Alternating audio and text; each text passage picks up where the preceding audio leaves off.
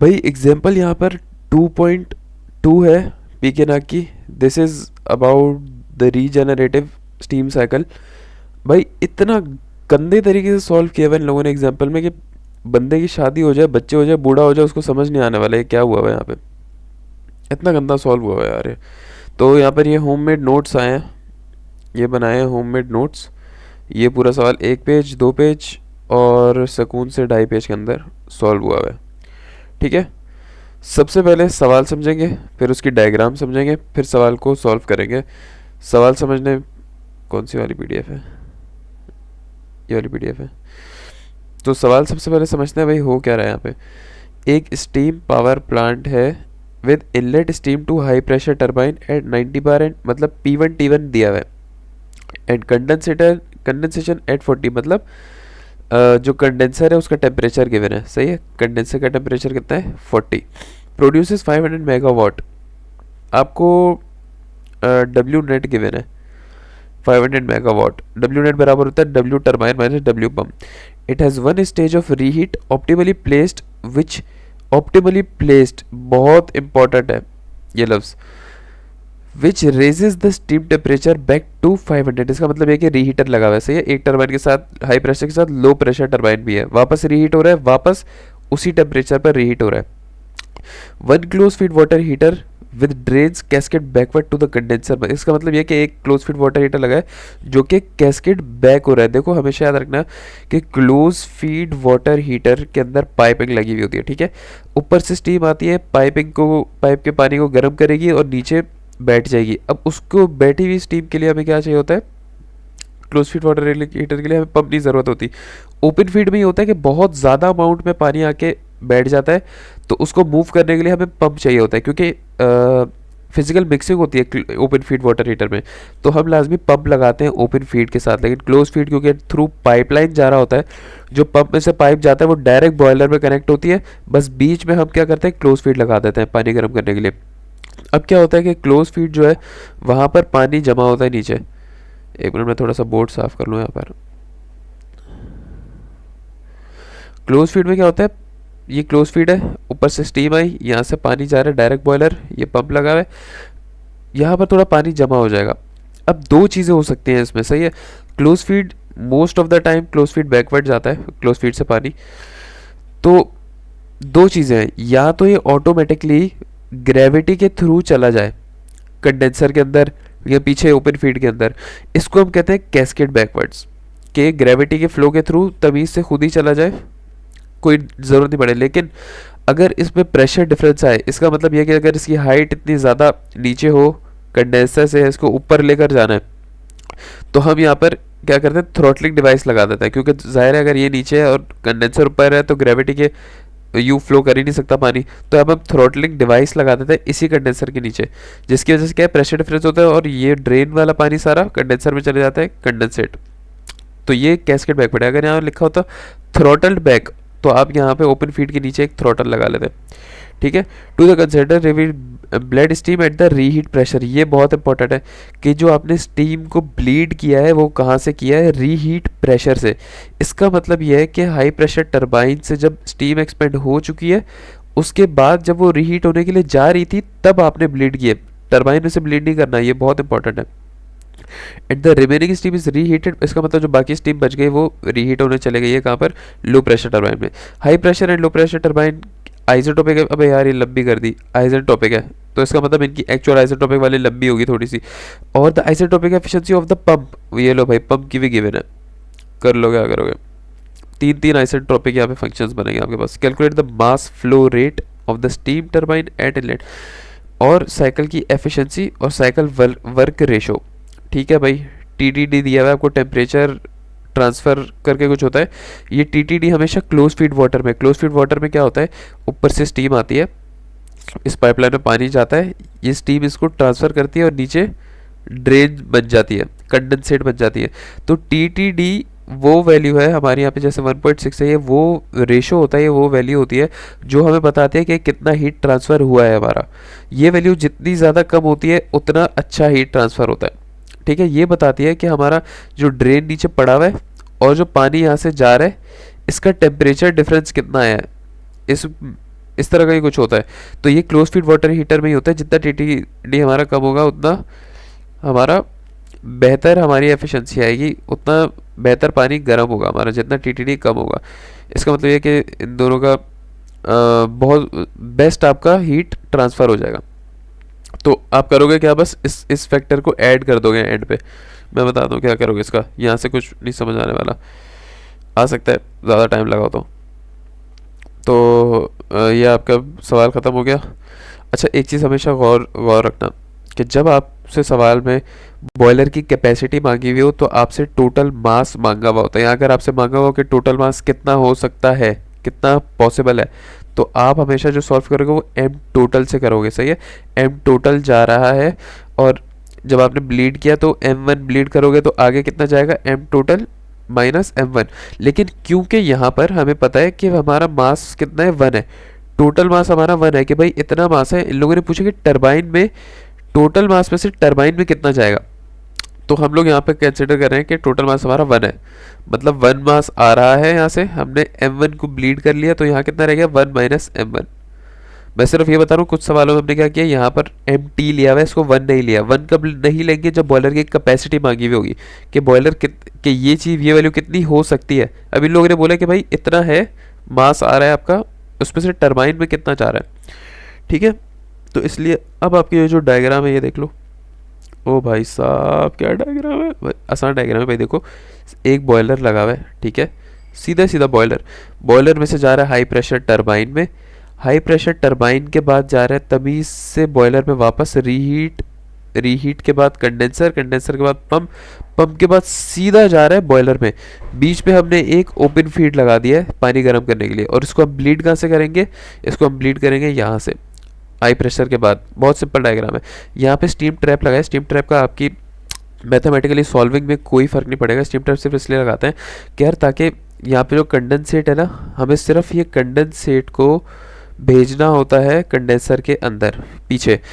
हम fresh steam जो हमारी सुपर हीटेड स्टीम है वो हम ना तो ड्रेन होने देंगे ना ज़ाया होने देंगे। हम ये तो स्टीम ट्रैप क्या करता है, ये सारी स्टीम को वापस इस डब्बे के अंदर भेजता है, तो ये पानी गर्म करता रहता है, ये स्टीम आगे नहीं जाने देगा। तो स्टीम ट्रैप इसलिए लगाता है। ठीक है, ये डायग्राम देख लो, प्रीटी सिंपल। यहाँ पे एक टरबाइन, रीहीट के बाद दूसरा टरबाइन के बाद कंडेंसर के बाद पंप के बाद डायरेक्ट गया बॉयलर में, इकोनोमाइज़र, एवेपोरेटर और सुपर हीटर में। ठीक है, ये हो गया। और अपने जो हाई प्रेशर टरबाइन है इसकी एक्सपेंड होने के बाद ब्लीड किया है। सही है, हाई प्रेशर टरबाइन के एक्सपेंड होने के बाद, इसका मतलब ये कि जब 1 से 2 तक पूरा एक्सपेंड हो गया उसके बाद क्या ब्लीड किया, डायरेक्ट ये ब्लीड कर दिया।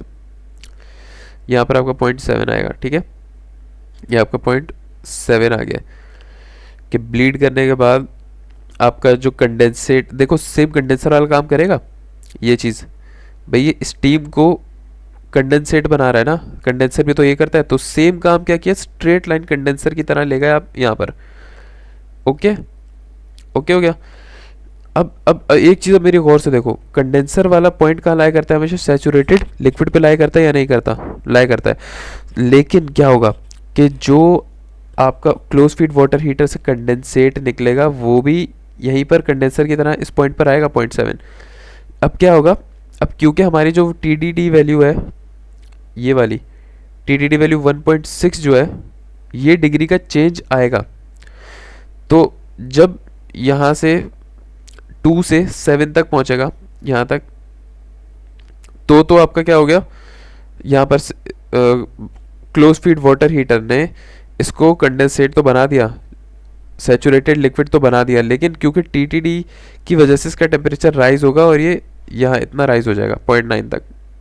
ठीक है, ये 0.9 आ जाएगा आपका। ओके, अब आपका 0.7 का जा रहा है, 0.7 आपका घूम के 9 में ही आ रहा है ना, तो आप यहाँ से डायरेक्ट आपने 9 में ले गए। और जो घूमने वाला रास्ता है वो आपने डॉटेड से दिखाया है कि 7 से ये वापस कंडेंसर में गया, कंडेंसर से पंप से ये, और वापस यहाँ पर। ये आपको समझ आ गई होगी चीज़। आइसेंट्रोपिक को हमने आइसेंट्रोपिक रिलेशन दे दिया यहाँ पर यूँ करके। ठीक है, और यहाँ मैंने एक आसान डायग्राम भी बनाई हुई, अगर आपको ज़रूरत हो तो। बॉयलर से जाएगा टरबाइन में, टरबाइन से जाएगा रीहीट होने, रीहीट होके लो प्रेशर से कंडेंसर, कंडेंसर से पंप, पंप से डायरेक्ट बॉयलर। एक हमने यहाँ पर क्लोज फीड लगाया हुआ है और इसको ब्लीड किया हुआ है हमने यहाँ से, ये स्टीम आ रही है। ब्लीड होने के बाद यहाँ पे बन गई है ड्रेन, ड्रेन से गई अंदर, अंदर बना कंडेंसेट और कंडेंसेट डायरेक्ट आपका जाएगा बॉयलर में। Pretty basic diagram. अब सवाल को सॉल्व करते हैं। यार मुझे नींद आ रही है, मैं थोड़ी स्पीड पकड़ूंगा। यहाँ पे स्टेट 1 पे हमें चीज़ें गिवन है, देख लो पहले गिवन क्या क्या है।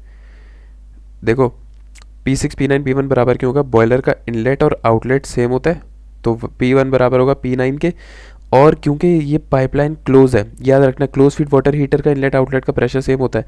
पंप के बाद सीधा लाइन जा रही है बॉयलर में, सिर्फ ऊपर एक डब्बा गर्म करने के लिए लगा हुआ है। इसका मतलब P6 बराबर है P9 के, बराबर है P1 के। सही है। T1 आपको गिवन है, T5 T4 के बराबर है। डायग्राम में हमें पता है कंडेंसर का टेम्परेचर तकरीबन सेम रहता है। W नेट गिवन है, T3 पता है आपको और TTD पता है, एफिशिएंसी पता है, तीनों की सॉल्व कर लोगे। सबसे पहले कैसे सॉल्व करोगे, हमें निकालना क्या है, हमें वर्क डन ऑफ टरबाइन निकालेंगे तो हमें ये सारी चीज़ें चाहिए, तो हमें ये सब रिक्वायर्ड है। मैंने लिख लिया कि हमें ये निकालना है। स्टेट से स्टार्ट करते हैं। स्टेट 1 P1 T1 गिवन है, मोलियर चार्ट पे जाओ, H1 S1 आ जाएगा। सही है। हमें पता है कि S1 बराबर है S2 S के, ठीक है। तो S1 बराबर है S2 S के, प्रेशर 2 आपको, अच्छा ये कैसे पता चला कि प्रेशर 2 बराबर है 20% ऑफ P1 के। P1 हमारा 90 है और प्रेशर 2 हमारा 18 बार कैसे हो गया, ये ऐसे हुआ है कि आपको सवाल में गिवन है, आपको सवाल में गिवन है कि आपका ऑप्टिमली, जब रीहीट ऑप्टिमली लिखा हुआ होगा तो इसका मतलब ये है कि ओरिजिनल प्रेशर जो था पहले 90 बार का, उसका 20% हो जाएगा। ऑप्टिमल का ये मतलब है कि जो आपका प्रेशर है उसका 20% हो जाएगा। ये रीहीट ऑप्टिमली का मतलब है, ये तभी मैंने बोला था ये इंपॉर्टेंट है। यहाँ से आपने निकाल लिया दूसरा प्रेशर और इंट्रोपी, प्रेशर से आपने एंथैल्पी निकाल ली H2S। स्टेट 3 की बात करते हैं। स्टेट 3 क्या है, टेम्परेचर पता है स्टेट 3 पे, और pressure P2 is equal to P3 18 bar. क्यों है, क्योंकि P2 कौन सा है, ये रहा बॉयलर का इनलेट, बॉयलर का आउटलेट। रीहीटर के लिए बॉयलर का इनलेट आउटलेट प्रेशर सेम होता है। P2 आपको पता है वही बराबर है P3 के, P2 बराबर P3 के। वहाँ से मोलियर चार्ट पे जाओ, H3 और S3 आ जाएगा। स्टेट 4 कौन सी है, स्टेट 4 है आपकी ये रही लिक्विड वेपर मिक्सचर के अंदर। स्टेट 4 ये रही कंडेंसर का इनलेट, टेम्परेचर पता है आपको। सही है। और आपको पता है कि S3 बराबर है S4 S के, S3 बराबर है S4 S के। तो दो चीज़ें पता है आपको। मोलियर चार्ट पे जाओ, वहाँ से क्वालिटी आ जाएगी 0.89। या फिर अगर बेहतर ये कि मोलियर चार्ट नहीं यूज़ करो क्योंकि लिक्विड वेपर मिक्सचर है ना, तो स्टीम टेबल यूज़ करो, H is equal to HF plus X HFG से, इन चीज़ों से निकाल लो। ठीक है। तो फर्स्ट करो आपने क्वालिटी निकाल ली और H बराबर है HF plus X HFG। H की वैल्यू डालो, HF निकाल लो स्टीम टेबल से और HFG भी निकाल लो स्टीम टेबल से। स्टीम टेबल के टेम्परेचर टेबल में जाना चाहिए। टेम्परेचर मैं यहाँ पे दिखा भी दूँ, स्टीम टेबल टेम्परेचर टेबल, ये टेम्परेचर टेबल है। यहाँ पे 40 पर आओ और यहाँ पे HF की वैल्यू देख लो 167। तो HF की वैल्यू क्या आ रही है 167। सही है। तो ये सॉल्व करते हुए आप H4S निकल जाएगा आपका। अब आ जाओ स्टेट 5 पर। स्टेट 5 पर आपको टेम्परेचर पता है, टेम्परेचर 4 और 5 पे सेम है ना कंडेंसर का।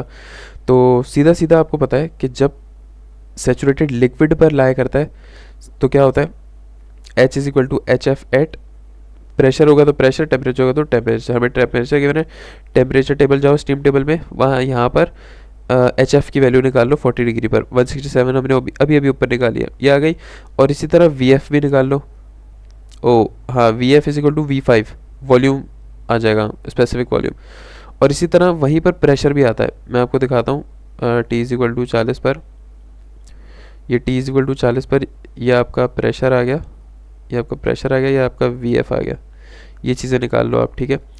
तो ये निकालने के बाद क्योंकि स्टेट 6 में आओगे, स्टेट 6 कौन सी होती है हमारी, स्टेट 6 होती है हमारी ये री पंप वाली, जो कि सबकूल्ड रीजन में होती है। इसको हम हमेशा कैसे निकालते हैं, W पंप से निकालते हैं। ओके हो गया। तो स्टेट 6 में आ जाओ। स्टेट 6 में W पंप बराबर है V5 P6 माइनस P5, जो हमेशा होता है। ये आइसेंट्रोपिक पंप है। क्यों, ये जो W पंप वर्ग है आइसेंट्रोपिक, क्योंकि पंप में हमेशा होती है आइसेंट्रोपिक कंप्रेशन। तो जो भी पंप वर्क निकालोगे, अगर तो पंप की एफिशिएंसी कभी भी गिवन है तो इस फॉर्मूले से हमेशा आइसेंट्रोपिक पंप वर्क निकलेगा। प्रेशर वाले से। क्यों? क्योंकि पंप हमेशा आइसेंट्रोपिक कंप्रेशन करता है। वी आपको पता है, P6 आपको पता है, P5 आपने ऊपर निकाल लिया था, यहाँ से आ गया आइसेंट्रोपिक पंप वर्क। सही है। तो आइसेंट्रोपिक वर्क पंप की इंथैल्पी भी आइसेंट्रोपिक होगी, H6S माइनस H5 होगा। ठीक, सही है। प्रेशर की जगह जब इंथैल्पी रखोगे तो H6S माइनस H5 रखोगे आप। मास फ्लो रेट आपका 1 है, तभी हम कंसिडर नहीं कर रहे। ये आपकी वैल्यू आ गई WPS की, पंप वर्क आइसेंट्रोपिक की। अब हमें एफिशिएंसी गिवन है पंप की, यहाँ से हम एक्चुअल निकाल लेंगे। पंप की एफिशिएंसी आ गई, सही है। ऊपर हमने जो H6 सॉरी ये गलत हुआ मैं यहाँ पर, ये वाला फॉर्मूला होता है आपके पास। एफिशिएंसी बराबर होती है आइसेंट्रोपिक मतलब H6S minus H5 upon H6 minus H5। ये आइसेंट्रोपिक है, ये एक्चुअल है, ये वहाँ ले जाओ, ये नीचे ले आओ, तो पंप वर्क एक्चुअल आ जाएगा आपके पास, इसके बराबर है। आइसेंट्रोपिक तो आपने निकाल लिया ना, पंप वर्क एक्चुअल आ गया, तो H5 माइनस H6 ये सारा आ गया। यहाँ से H5 आपको पता है क्या है, ये वैल्यू डालोगे यहाँ पर तो H6 की वैल्यू आ जाएगी, एंथैल्पी 6। स्टेट 9 में आओगे, स्टेट 9 में मैंने आपको बताया था क्या करोगे, जो भी टेम्परेचर उसमें 1.6 को आप ऐड कर दोगे। तो हमें पता है कि स्टेट 9 कौन सी है, स्टेट 9 आपकी भी इसी तरह है, पंप की तरह ही है। स्टेट 9 आपकी बनेगी स्टेट 7 से, सही है। तो स्टेट 7 आपका कहाँ लाया कर रहा है, गौर से मेरी बात सुना, स्टेट 9 स्टेट 7 से बनेगी। स्टेट 7 आपका लाया करते हैं सैचुरेटेड लिक्विड की लाइन पे, सैचुरेटेड लिक्विड की लाइन पे। और लिक्विड पे लाइन पे आप क्या निकालते हो, H is equal to HF at temperature या प्रेशर जो भी है। तो इसी तरह आप ये करोगे कि स्टेट 9 पर आप पहले तो T सैचुरेशन निकालोगे, मैं बता रहा हूँ क्यों निकालो। T9 is equal to T saturation है प्रेशर 18। स्टेट 9 पर हमें प्रेशर पता है कि हमारा प्रेशर जो है वो 18 है। 18 क्यों है, क्योंकि देखो यहाँ पे थोड़ा सा इशू है, हम मेन यहाँ पे पहले ना T7 स्टेट 7 सॉल्व कर रहे हैं। तो स्टेट 7 में अगर हम देखें ये रही डायग्राम, स्टेट 7 का ये जो वेट ये रहा, ये स्टेट 7 है। तो स्टेट 7 का टेम्परेचर है प्रेशर है 18 बार। हम पहले स्टेट 7 को सॉल्व करेंगे, फिर जो स्टेट 7 का टेम्परेचर आ जाएगा उसको प्लस कर देंगे 1.6। आपको समझ आई है? स्टेट 7 यहाँ पर है, ये 2 से 7 में जब आएगी, जब कंडेंसेट बनेगा यूं करके सैचुरेटेड लिक्विड में, तो इसका जो टेम्परेचर होगा उसमें जैसे ही 1.6 ऐड करेंगे तो स्टेट 9 में चले जाएगी। इसका मतलब ये है कि स्टेट 7 और स्टेट 9 में जो डिफरेंस है वो सिर्फ 1.6 डिग्री टेम्परेचर का है। अब आपको बात क्लियर हो गई होगी। तो इसलिए हमने यहाँ पर प्रेशर को 18 लिया है, और इसको जब सॉल्व करेंगे तो ये जो अब आपका जो नया टेम्परेचर बना है जो कि 208 बना है, ये T9 है। पहले ये वाला जो टेम्परेचर T सैचुरेशन था ये था आपका T7। क्लियर हो गई? तो यहाँ पर जाओ, T आ गया आपके पास, और आपको क्या पता है यहाँ पर टेम्परेचर 208.75। स्टीम टेबल में जाओ और प्रेशर टेबल टेम्परेचर टेबल में जाओ, मैं बताता हूँ आपको टेम्परेचर टेबल ये रहा। और यहाँ पर टेम्परेचर देखो 270 क्या है हमारा, 208 200 एरा 210 एरा, इन दोनों के बीच में इंटरपोलेशन करके निकलेगा। इंटरपोलेशन नहीं, अंदाज़ा निकाल लो। तो ये HF है, ये 852 और 897 के बीच में तकरीबन 875 आ रहा है। तो यहाँ पर आप HF निकाल लो, वो आ गया आपके पास 875 H9। ओके, अब एनर्जी कंजर्वेशन लगा लो। ये क्लोज फीड वाटर हीटर है, यहाँ से स्टीम आ रही है, यहाँ से ड्रेन बाहर जा रहा है, यहाँ से पंप का पानी आ रहा है और यहाँ से बाहर जा रहा है। यहाँ से जो मास ब्लीड हुए वो M1 था और यहाँ ये पॉइंट 2 था, तो M1H2 बाहर जा रहा है उतना ही मास जितना आया है M1H7। पंप से कितना पूरा मास आ रहा है और पूरा मास बाहर जा रहा है, एक बार यहाँ पर डायग्राम में भी देख लो, क्लियर हो जाएगी चीज़ें। ये क्लोज फीड वाटर हीटर है, यहाँ पे M आया, यहाँ पे टोटल क्या था 1 मास आ रहा था, यहाँ भी 1 मास आया। इस पॉइंट पर आके ये देखो 1 मास आ रहा है यहाँ पर, और जैसे ब्लीड करोगे, ब्लीड करने के बाद नीचे M1 चले जाएगा और यहाँ पर क्या रह जाएगा 1 माइनस M1। जब कंडेंसर में आओगे, मतलब लो प्रेशर में भी 1 माइनस M1 है, जैसे कंडेंसर में मिलेगा तो यहाँ से क्या वापस 1 हो जाएगा, क्योंकि जो M1 है M1 और 1 माइनस M1 कंडेंसर में मिलेंगे, M1 से M1 कटेगा, सिर्फ 1 रह जाएगा। तो इसका मतलब 0.9 पे मास 1 है, 0.7 पे मास 1 है, और 0.6 पे, और 0.2 पे हमारा जो मास है वो M1 है, और 0.7 पे भी M1 है। ठीक है, तो यहाँ पर आ जाओ, मासेस हमने एनर्जी बैलेंस लगा ली, देख लो एक बार, समझ आ रहा है। दो इन सबको, अंदर जाने वालों को दोनों को ऐड किया, बाहर जाने वालों को दोनों को ऐड किया, इक्वेट कर दिया दोनों को, ये आ गया, ये वहाँ ले गया, ये यहाँ ले गया, m कॉमन निकाला, तो सारी वैल्यूज हमें पता है। तो मास आ गया कि 0.336 kg वो मास है जो आपने क्लोज फीड वाटर हीटर में ब्लीड किया, और जो टोटल और जो आपका टरबाइन में मास था वो है 1 माइनस m। ठीक है, डब्ल्यू टरबाइन निकाल लो, टरबाइन का डब्ल्यू बहुत आसान है, हाई प्रेशर टरबाइन की enthalpy plus low pressure turbine की इंथैल्पी। हाई प्रेशर में मास कितना है, पूरा 1 जा रहा है, और जो लो प्रेशर में मास जा रहा है वो 1 माइनस m जा रहा है। आ गई आराम से। डब्ल्यू नेट निकाल लो, W T minus W pump work, और वो आ गई आपके पास, ये डब्ल्यू नेट आ गई। ठीक है, अब क्या करोगे, W net in terms of mass flow rate. देखो ये आपको सवाल में गिवन है, डब्ल्यू डॉट नेट जो है वो आपको सवाल में गिवन है। अगर मैंने एक डब्ल्यू नेट निकाल लिया, फर्ज करो, ये अभी समझ आएगा आपको, डब्ल्यू नेट निकालने का भाई वर्क डन इतना हो रहा है। अब वो बोलेंगे कि भाई वर्क डन जो हो रहा है, वो बोल रहे हैं कि भाई अगर मैं आपको एक खास मास फ्लो रेट देता हूँ उसमें कितना वर्क डन होगा। भाई अगर आप एक खास मास फ्लो रेट देते हो तो उसमें वही वर्क डन को आप मास फ्लो रेट से मल्टीप्लाई करा दोगे, और इसकी वैल्यू सवाल में गिवन है 500। तो 500 को डिवाइड बाय जो डब्ल्यू नेट आपने निकाला है उससे कर दो, तो आपके पास मास फ्लो रेट आ जाएगा, जो कि आ रहा है 454 kg। एफिशिएंसी के लिए हमें क्यू इन चाहिए होगा, ज़ाहिर है। क्यू इन क्या होगा, एक बॉयलर में होगा H1 माइनस H9, और एक रीहीटर में होगा H3 माइनस H2, और रीहीटर में मास इतना है, बॉयलर में मास 1 है।